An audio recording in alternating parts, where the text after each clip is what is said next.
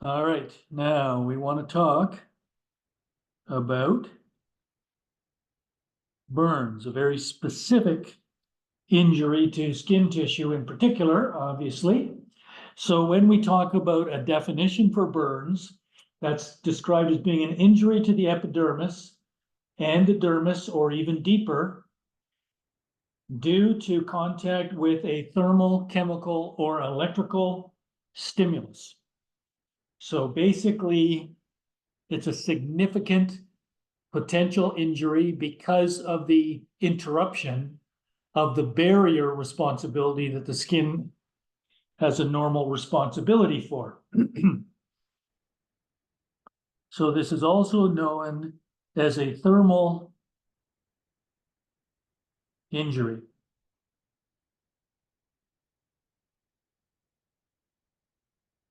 Contact or exposure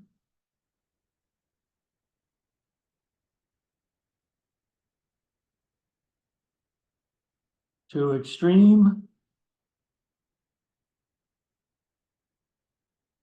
temperature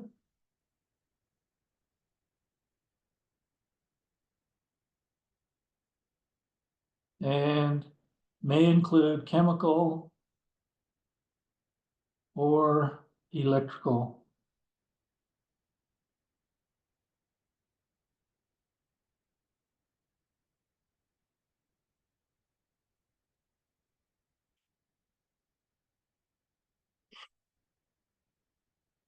So generally speaking, burns as a source of injury to the skin are generally on the decline, mostly because of one, awareness, one, safety implementation. In other words, construction is there's lots more regulation with respect to how buildings are built and ways to make building materials less flammable and pathways for escape and all these sorts of things. And the same goes with appliances, with electrical codes that are designed to reduce the chances of fire developing through electrical pathways and so on. So generally on the decline, and also treatments have improved significantly. At one time, historically, we'll say, just to anyone with burns over 50% of their body, especially children,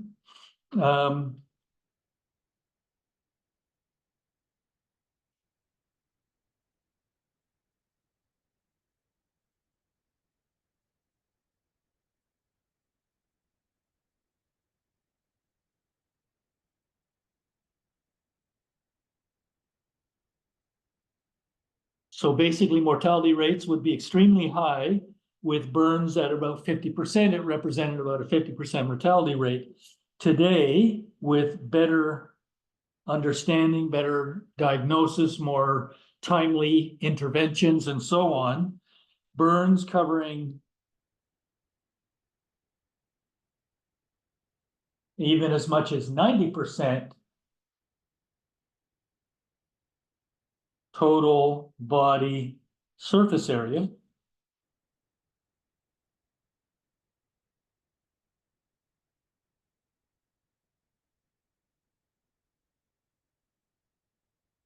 So TBSA, survive in more than 50% of the time.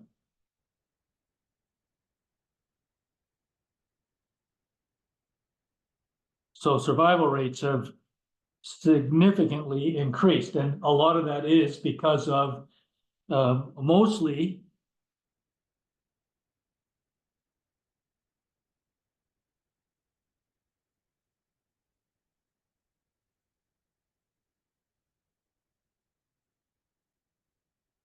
due to better infection control and better resuscitation techniques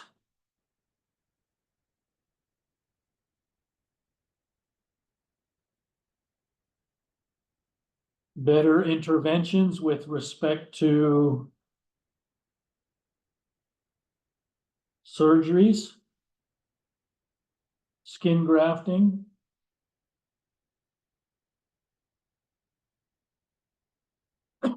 including substitutes for skin recoveries. So those are all playing a role. And then better rehabilitation, better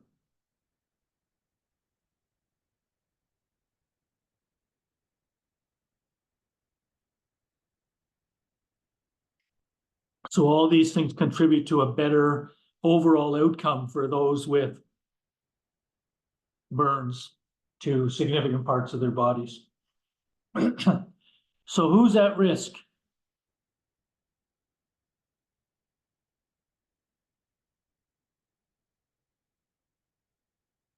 Under 4 years old and over 65 years old on average.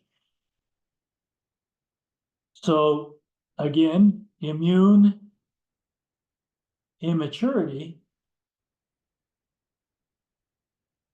is one of the big factors for the very young.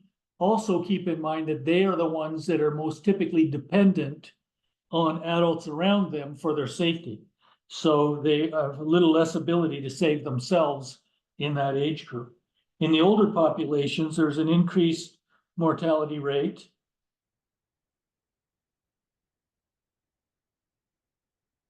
Because of underlying conditions. So we'll call it pre-injury, so pre-burn disability.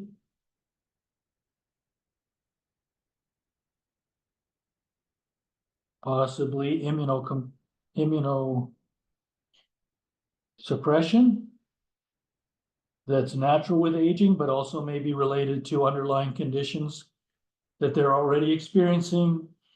And then a decreased capacity for repair. Decreased wound healing abilities. Other factors to consider are socioeconomic conditions that might result in crowding, numbers of people in a single dwelling or in a space that was maybe designed for fewer people than are actually there, alcohol and or drug abuse, psychiatric disorders that might account for, a lesser of an ability to be aware of their environment and things that might stimulate a source of fire or burn. Okay, so what are we concerned about? Why are we talking about this during our discussion about the skin? So we want to recall a couple of things about the skin. We introduced a little bit in the last lecture, but remember that we've got two main cell types. The keratinocyte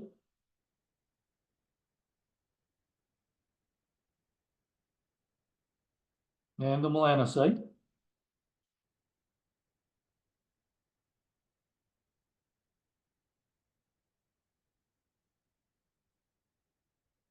And in the dermis, we have the sweat glands and the hair follicles and the oil glands and all the other factors there. That's the source of vascularity. Remember, an epidermis is a type of epithelial tissue, so it doesn't have a direct blood supply. It's going to depend on the blood supply from an adjacent tissue. In this case here, it's the dermis, very vascular tissue. So there's a good blood supply there. So keep in mind that these two cell groups in particular make up the bulk of the epidermis. The epidermis is all about being a somewhat selective barrier, very effective barrier, unless that barrier gets interrupted, which is what's going to happen with a burn. So when we think about normal responsibilities for the skin in general, the first one we should be considering is the role that it plays as a barrier We also need to consider it's a very important sensory organ. It is always described as the largest organ in the body, which is by distribution more than it is by anything else as far as that goes. It's involved in the homeostasis of electrolytes and water and temperature. And I like to use that word homeostasis rather than regulation, which is often used in textbooks and so on, because to me, the word regulation tells us nothing of value. I don't know whether regulation means it's going to make more of it or less of it or whatever the case might be. And when we use that word homeostasis, we understand that we're regulating elements, in this case, electrolytes, water, and temperature, within their upper and lower limits. So there's much more information with that word homeostasis than there is with a word like regulation.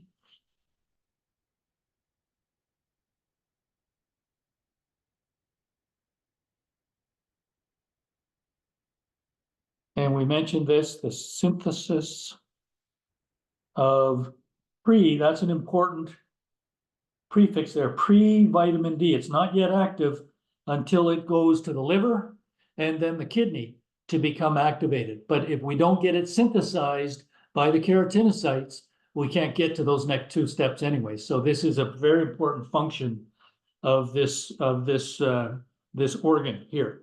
So these are just some of the many functions that the skin plays.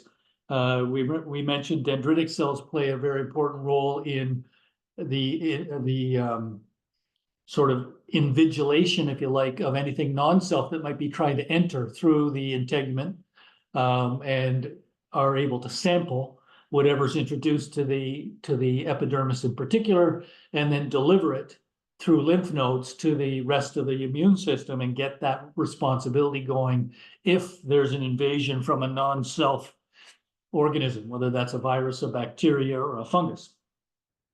So when we actually look at the pathophysiology of burns, what's exactly happening needs to be understood. So patho, we need to hit a temperature of about 40 degrees Celsius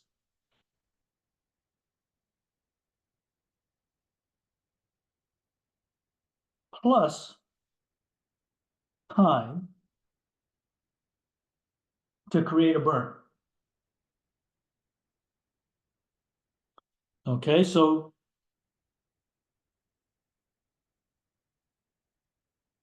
more specifically than that, for example, if we had an exposure of 70 degrees Celsius for on the skin, so 70 degrees Celsius exposure to the skin will cause what's called transdermal, so all the way across the dermal layers, epidermal and across the dermal layer, transdermal necrosis, kill the cells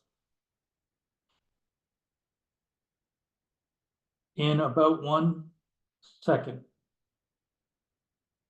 So in contrast, if we drop the temperature 47 degrees Celsius exposure to the skin, with all the rest of it being the same, it's going to have a much longer duration, about 45 minutes, to cause the same kind of damage. So this is duration, and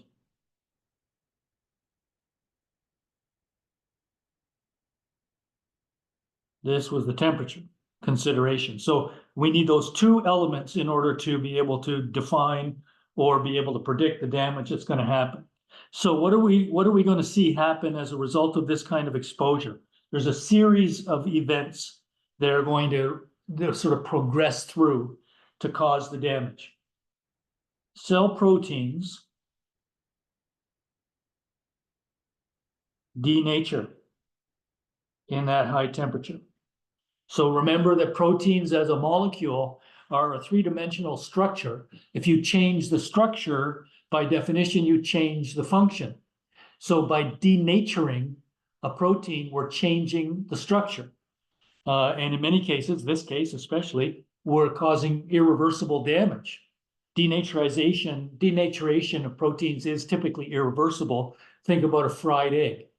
Most of the white of an egg is clear when you crack an egg at room temperature and denatures to become a white solid on temperature. So, and it's not reversible. If you bring that egg back to room temperature, it doesn't go back to being a clear liquid. So it's an irreversible change, and by definition, meaning we've changed the function. So think about cell proteins contribute to cell membrane function. They contribute to enzyme function. They contribute to hormone function. So all these functions are going to be lost when these proteins are denatured. So they denature and they coagulate. So that means that these denatured proteins are going to start to clump together, and it's irreversible. We're going to promote thrombosis in blood vessels. So that's going to block blood flow. At the same time, we increase vascularity. In other words, these blood vessels become leaky.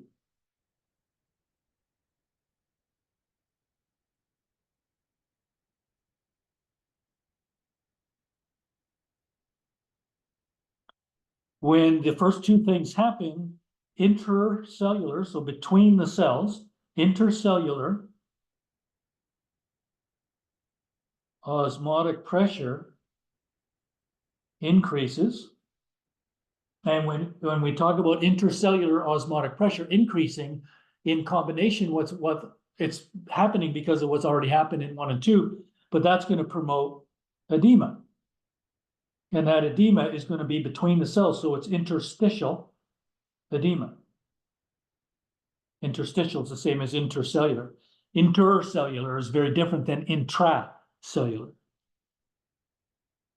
Right? Intracellular means it's inside the cell. This is between the cells. So we're going to get that increase in osmotic pressure. We're going to get a big chemical release from the damaged cells.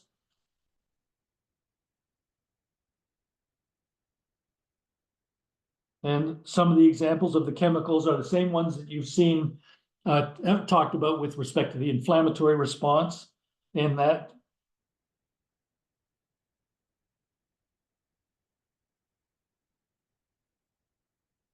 So histamine, kinins, like bradykinin, but kinins would be an example, prostaglandins,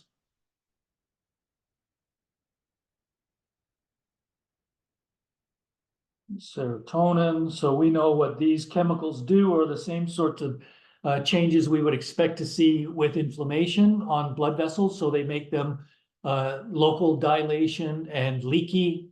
So again, it's going to promote that edema that we've talked about. Because blood vessels have been damaged, we're going to get blood clotting.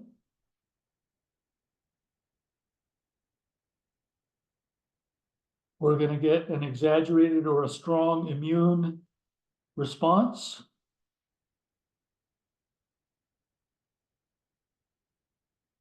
So we're going to see an increase in T cell activation, both the helper cells and the cytotoxic ones, an increase in complement,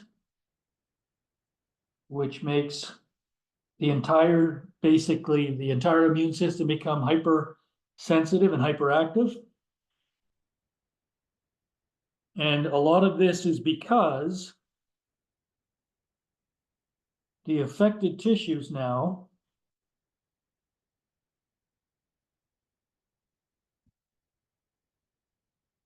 become a prime site for infection.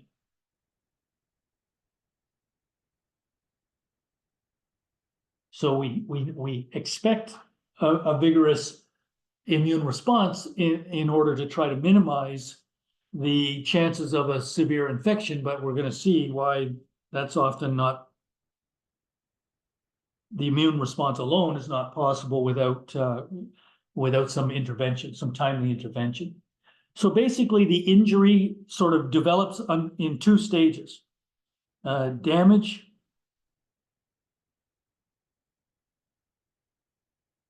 and we've kind of talked about this concept of primary and secondary injury. So it's the same kind of premise. We've got the immediate changes, which would be primary changes, and then we have the delayed, and in this case, we would be considering delayed as our secondary changes or secondary steps in response to the primary injury. So this is going to be a progressive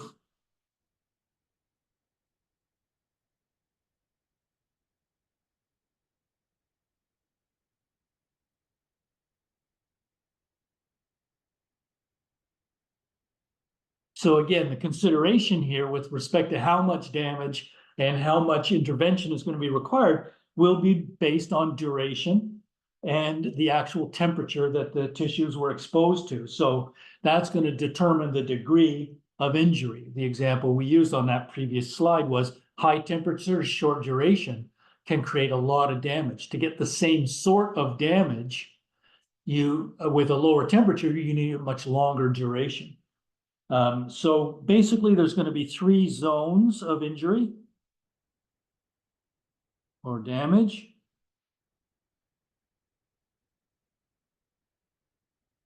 There's going to be the zone that was directly affected by the exposure, the zone of necrosis.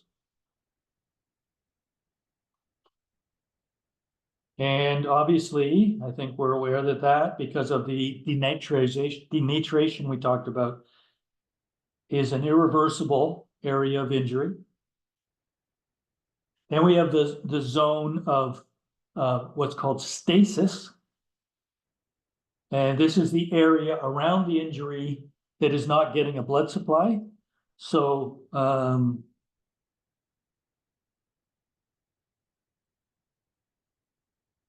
the area around number 1, no longer receiving.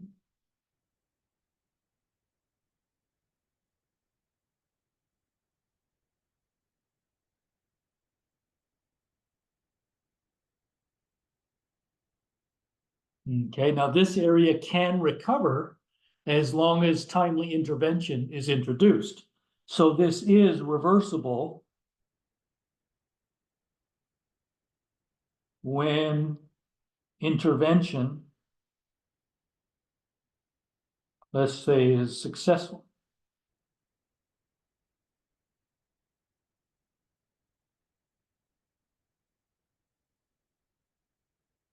All right, now the third zone is called the zone of hyperemia. Zone of hyperemia. So this is the red zone, essentially. So this is an area around the injury that is minimally injured. It's got some vasodilation, which explains the hyperemia and redness associated. So this is a zone of minimal injured tissue.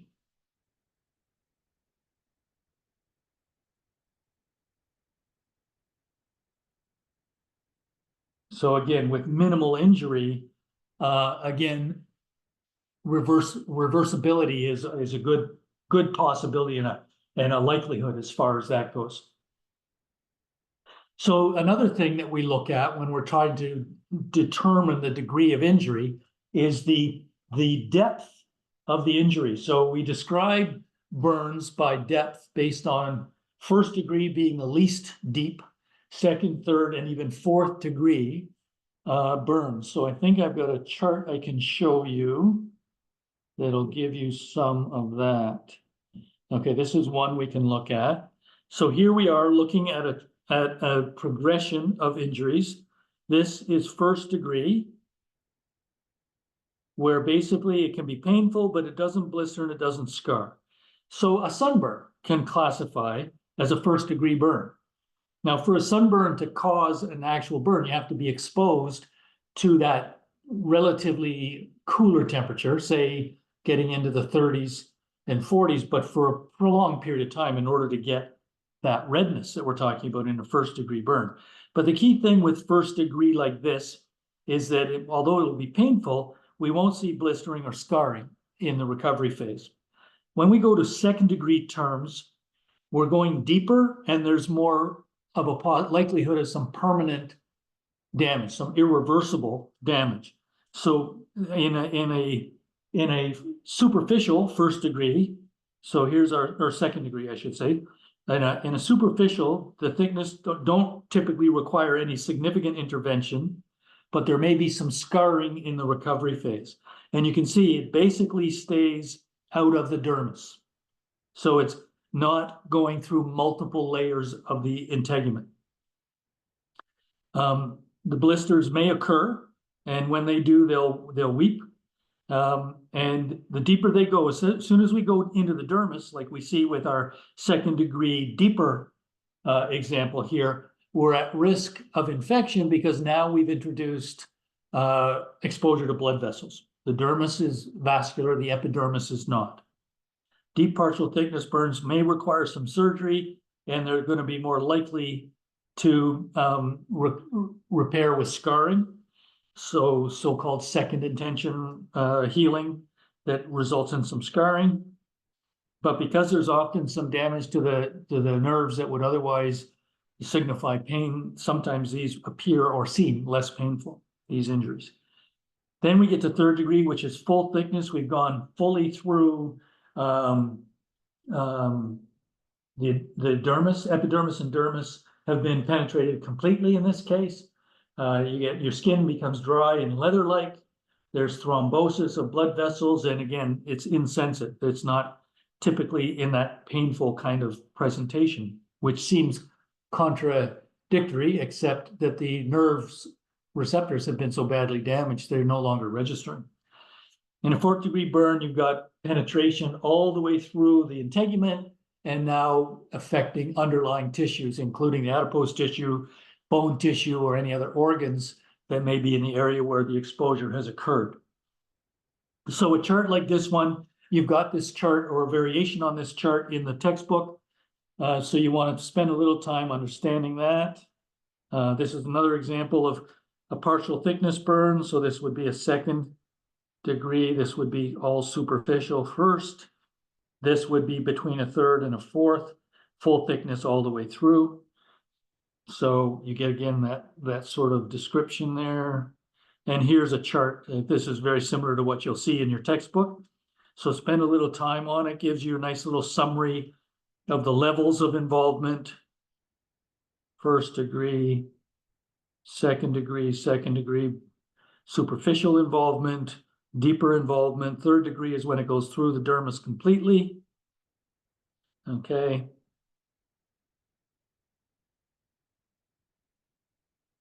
Okay, it gives you an indication of what sort of treatment times are necessary. Basically, do nothing here or nothing is required. A little bit of symptomatic, maybe some moisturizers would make you feel a bit better. This is going to require, as soon as we get to second degree, whether it's superficial, it's going to require more intervention with addressing the wounds and improving the recovery outcomes and so on. So this chart is worth spending a little bit of time on for your not too distant future. Another consideration with respect to trying to assess a burn is what's called the rule of nines. In the rule of nines,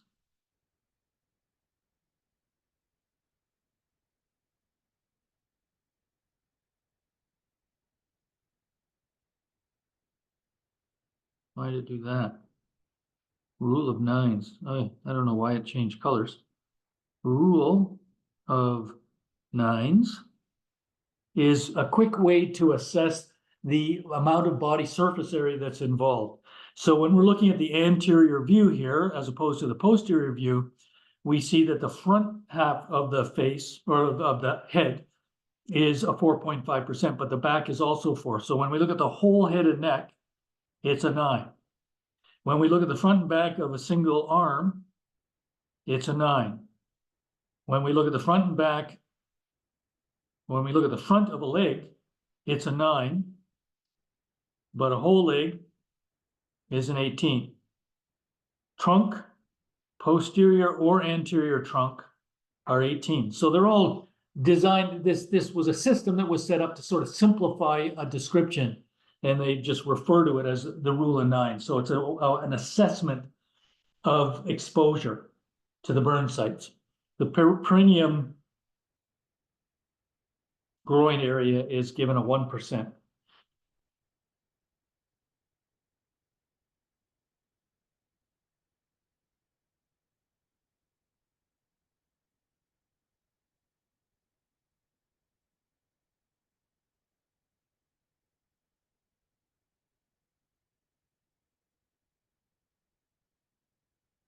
Okay.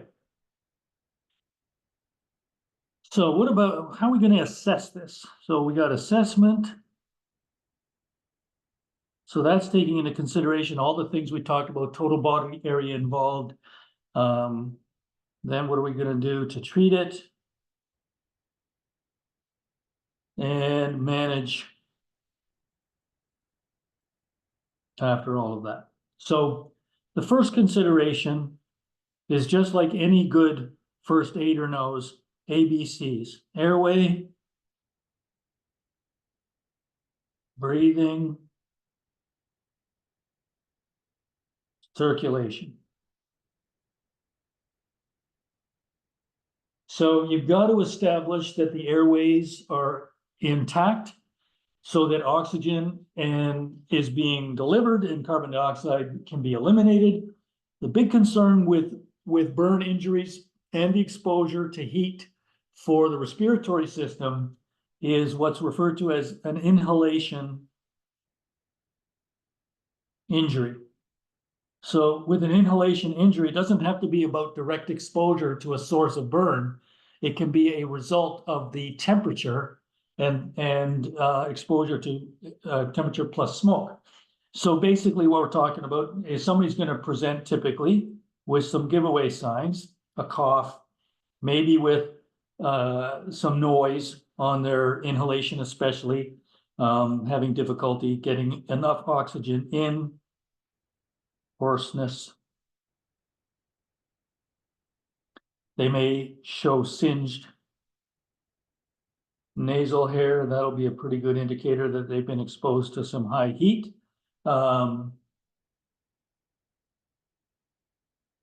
There could already be some indications of some oropharyngeal edema, so thickening up of the pharynx, which is going to reduce the size of the lumen. If there's been even more significant exposure to the airway, there may be some blisters visual. So typically, this is something that is the danger in inhalation injury, is that we're going to get an evolution. You know what a better word is progression.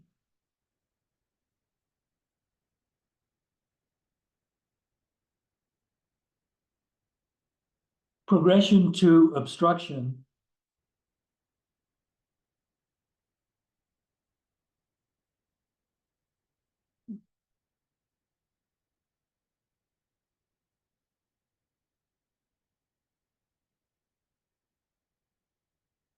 So that's our big concern.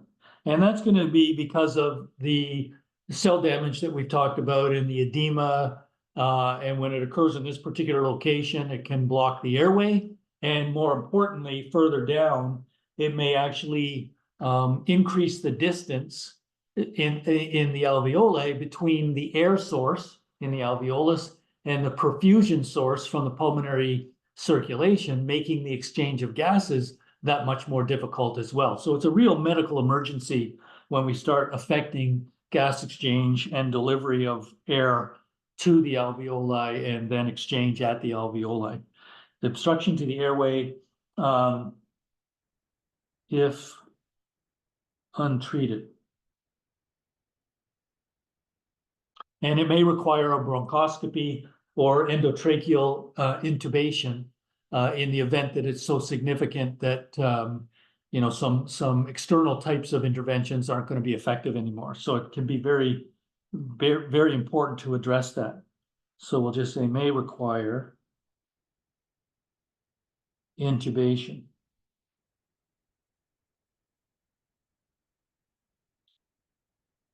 Now, another factor that becomes significant with burns is what's called burn shock. So we have our primary injury, which we've already sort of described as being irreversible, and that's damage to the cells of the skin. And then in the secondary injury, that's the sequela, right? What follows from the primary injury. So when we talked about those blood vessels that thrombose and then become leaky, the major burns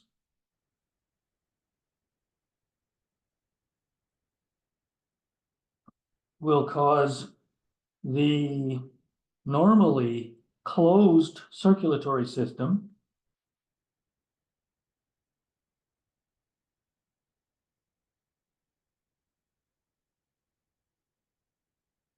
to become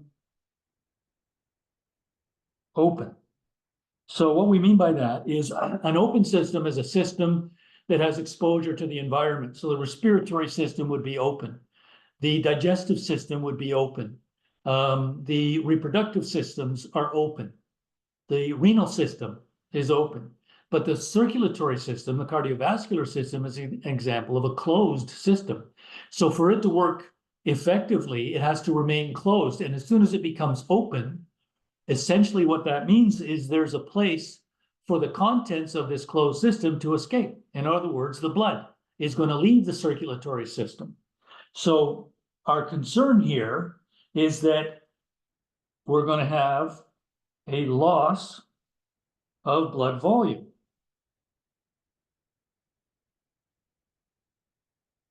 And that loss of blood volume due to the capillary leaking that we talked about when we talked about the fact that we're going to have this increased permeability, and as a result of the chemicals that are released in the inflammatory process and all of these things. And that's going to occur. Loss of blood volume due to capillary leaking and is rapid. So this becomes a real serious issue in a very short period of time.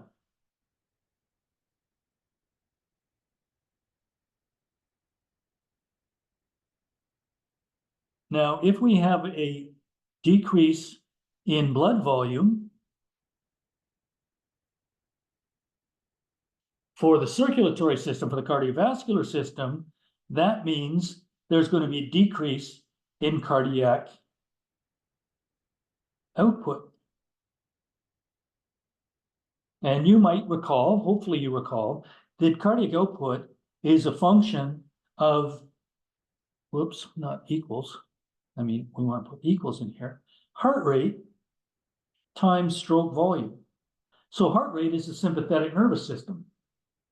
So we can have a significant drop in blood volume and drop in cardiac output despite an increase in the sympathetic nervous system. So we could have a heart rate that goes up and will typically go up in a burn victim, but the stroke volume is going to go down significantly. And as a result, the effect on cardiac output is a reduction. Now, cardiac output by definition is the ability of the left ventricle to pump enough blood to all the cells and tissues in the body to deliver oxygen and nutrients. If cardiac output goes down, it becomes life-threatening. So when we talk about this scenario here, the decrease in blood volume because of capillary leaking,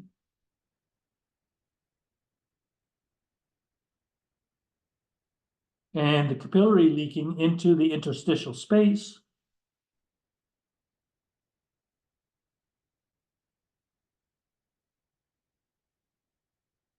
equals interstitial edema. And that means that the blood volume is essentially outside of the cells and outside of the cardiovascular system, but is not being returned back to the heart. If the blood volume is not being returned back to the heart, that affects stroke volume. Stroke volume can't be as large. Therefore, cardiac output is reduced, therefore less delivery of oxygenated blood and nutritional blood, glucose, being delivered to all the cells and tissues in the body. So the treatment is what is called fluid resuscitation.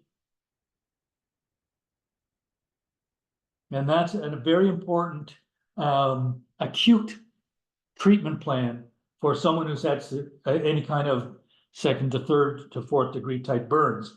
And the cardiovascular system will stabilize after about a day or so. But without that initial fluid resuscitation in those first 24 hours or so, this becomes a life-threatening circumstance. Now, the fluid restoration that we're talking about needs to include proteins and carbohydrates, because in the first 24 hours or so after a burn, it's described as being very metabolically active, high needs for proteins and carbohydrates in order to maintain ATP production and initiate those early steps of repair.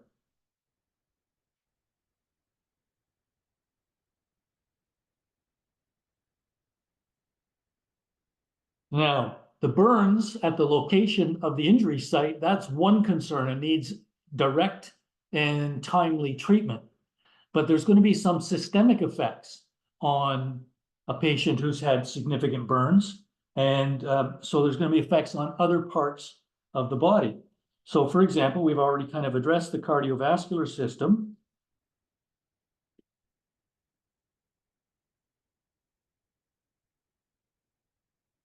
So decreased cardiac output despite an increase in sympathetic nervous system response. And that's primarily due to a decrease in venous return, affecting stroke volume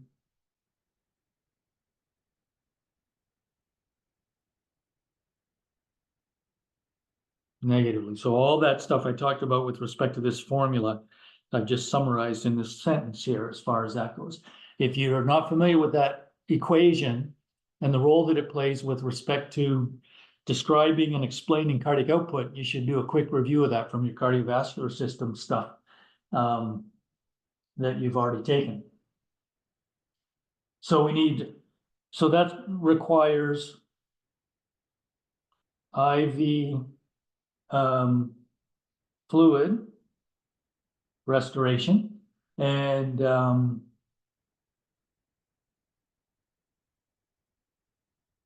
is life-threatening if it's not addressed. Now, on the respiratory system,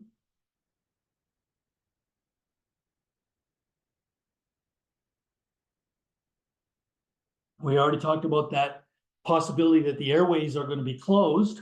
So we could have obstruction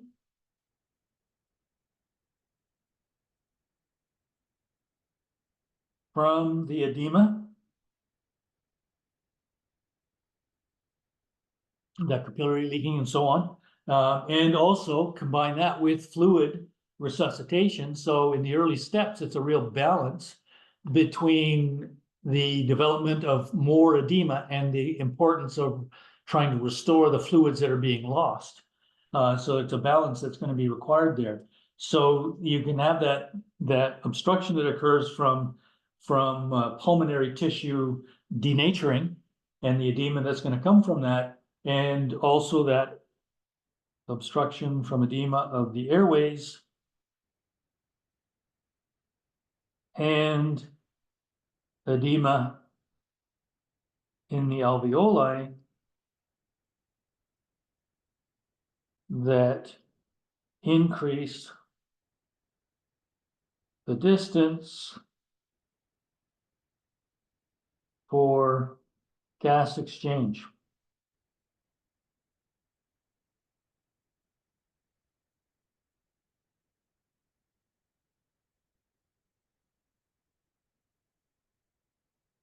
Okay, so hopefully those things make sense. If you have a basic remembering of your normal functioning cardiovascular system and respiratory system, those should be fairly easy to understand why they become significant. At the kidneys,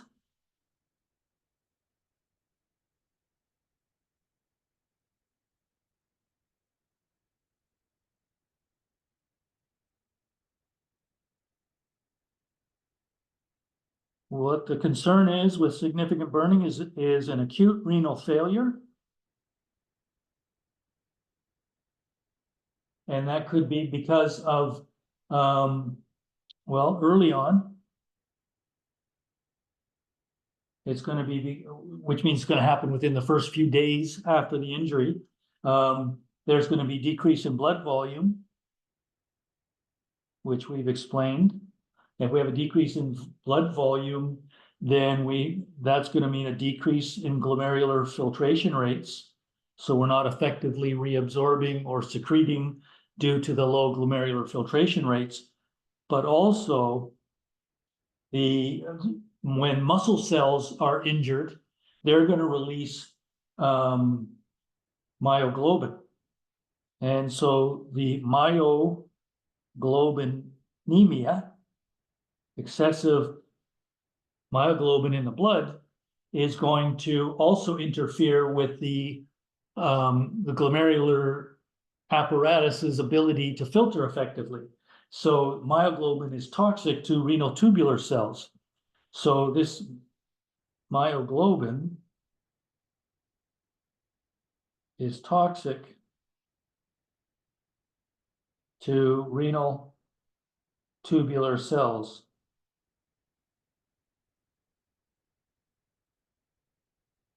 So those cells are not effectively going to do their responsibilities, reabsorption and secretion. And that's going to be myoglobinuria. So some of that's not going to be filtered effectively, and it's going to end up being present in the urine.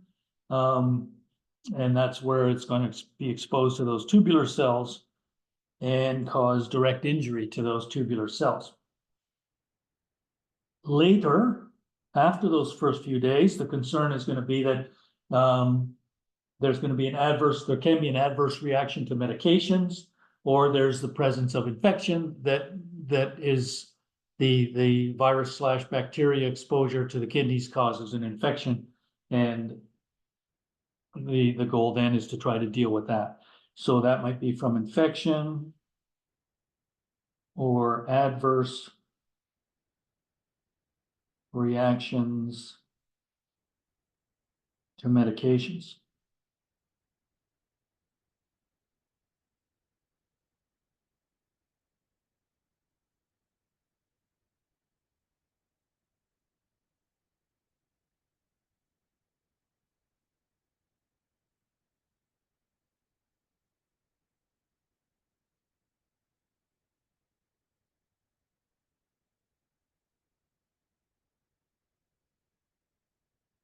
So what do we do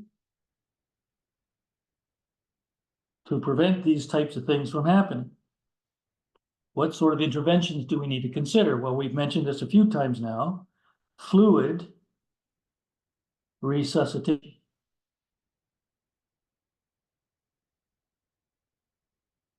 Okay, so basically fluid resuscitation has now become somewhat self-explanatory. To try to prevent burn shock from developing, we need to maintain fluid volumes. And then we need to also consider wound management. Most of us are very aware of what happens with burns and what they can look like. Not a very easy thing to take a look at. But our concern, as soon as we've interrupted this barrier by burning the outermost layers of the skin initially, is infection. So we're concerned with particularly bacterial infections, because that's what typically would normally be growing on the outside of the dermis, of the epidermis, I should say. But also with virtually everything around us in nature, there is the potential for a bacterial source to be present. And now this barrier that's normally quite effective is no longer effective. So the concern is bacterial infection.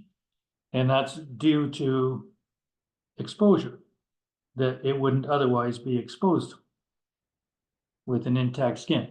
So if you can appreciate that initially, the burned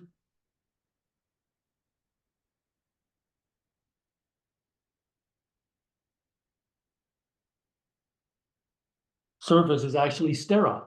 So you can appreciate this because the temperature was high enough to cause denaturation of cells and the components of the cell. So that's a significant heat exposure. That's going to ensure that no bacteria survive that under typical considerations.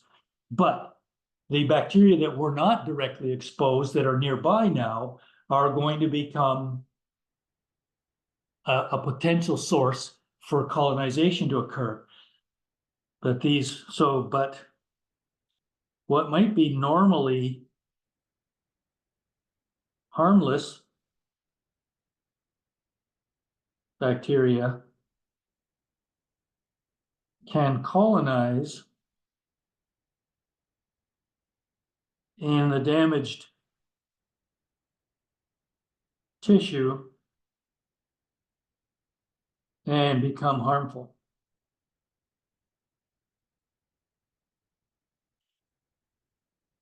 And maybe even lethal, because they will cause such a serious infection. Keep in mind, all the local tissues here have lost their capacity for any kind of immune response because these cells have been damaged, and the blood flow to the damaged tissue is almost zero. So there's no help coming from the circulatory system, which would be the normal route that white blood cells would take and macrophages and so on would have available to them to get to an injured site. So the treatment to deal with the wound is to cleanse and debride necrotic tissue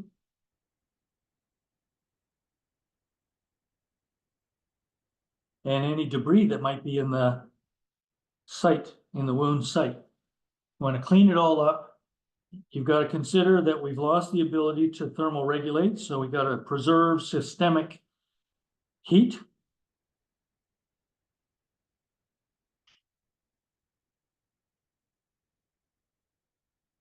We have to try to prevent cross-contamination. We've lost our primary, or what is often referred to as our first line or first barrier for defense, because we've lost our skin. So we need a lot of help to try to replace that function, especially in that first 3 or 4 or 5 days after a significant burn. And then the other consideration, of course, is comfort. Promote comfort.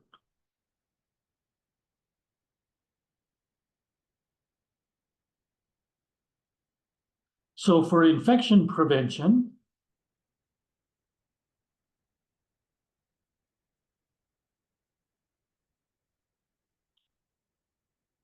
the application of topical antibacterials.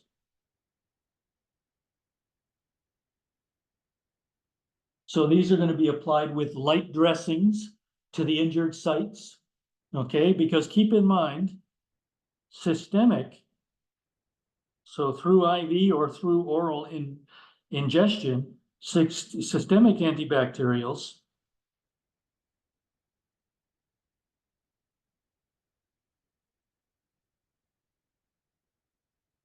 they're of no use. And that's because the blood vessel direction or pathway that the IV or oral medications would typically be required to take are blocked. the blood flow to the injured site is non-existent, especially in the early going. So taking a systemic supply of antibacterials is a waste of time for this particular location.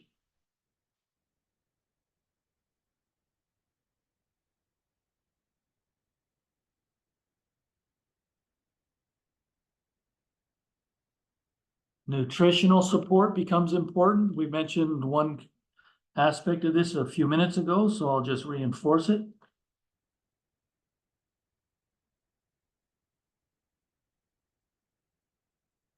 With minor burns, a good dietary supply. So just a good balance of carbohydrates, lipids, and proteins. But when it's a major burn,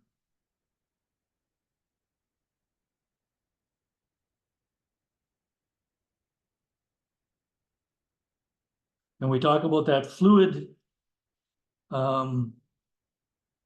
replacement, right?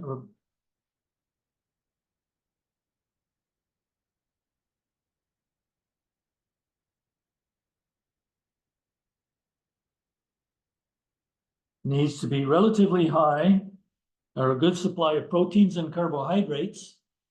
And that's because the response, or we need the proteins for repair and replacement. We need the carbohydrates for ATP, right? So that's our first consideration there.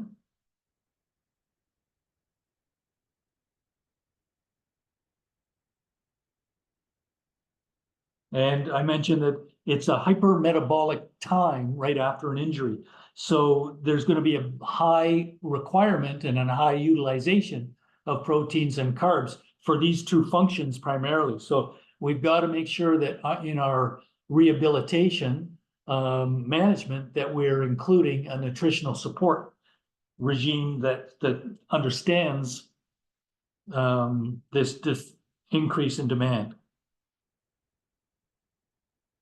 Another consideration is that different people will heal differently, and a lot of that is genetically determined.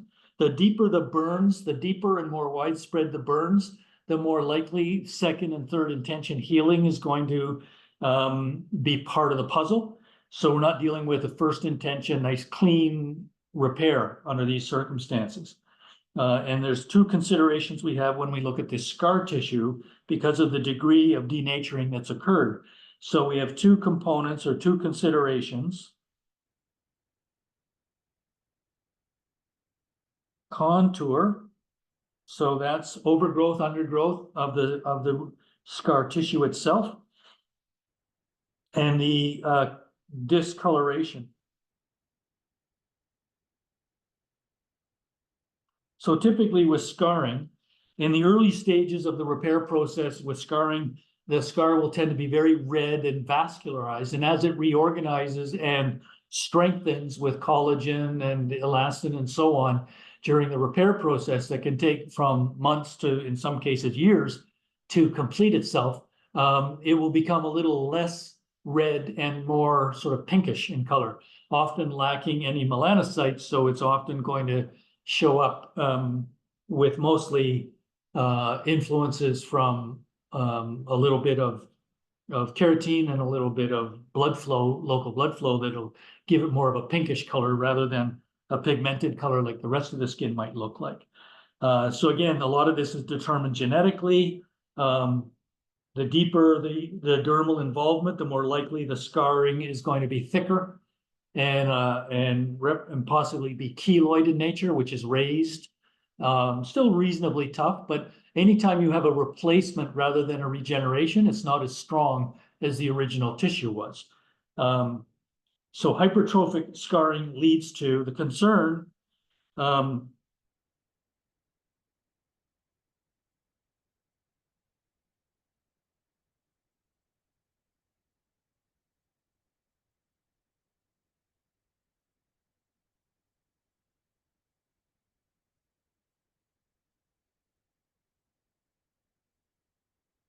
So we'll preface everything by saying that a hypertrophic scarring is more likely with more extensive injury. So with that understanding, increases the chances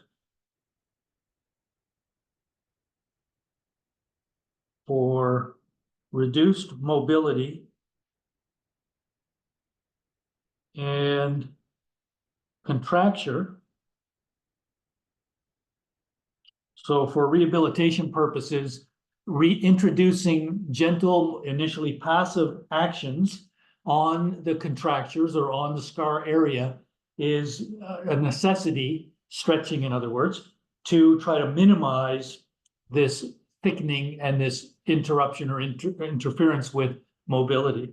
So I'll just put that word gentle in there because especially in the early going, stretching during healing is helpful to prevent this.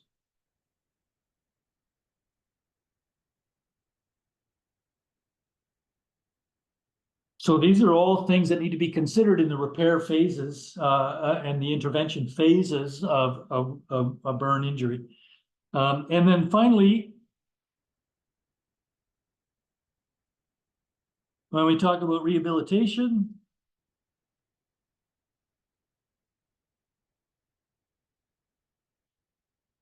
this technically the rehabilitation phase occurs or begins once the patient can assume some of their own self-care. So usually that's going to be within weeks to months, depending on the severity of the original injuries. And it's going to include, and it may last for several years, if not a lifetime after the fact. But so we can say it begins once patient is capable of self-care.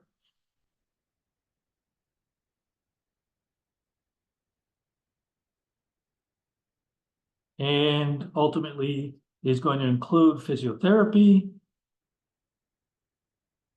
It's going to include occupational therapy.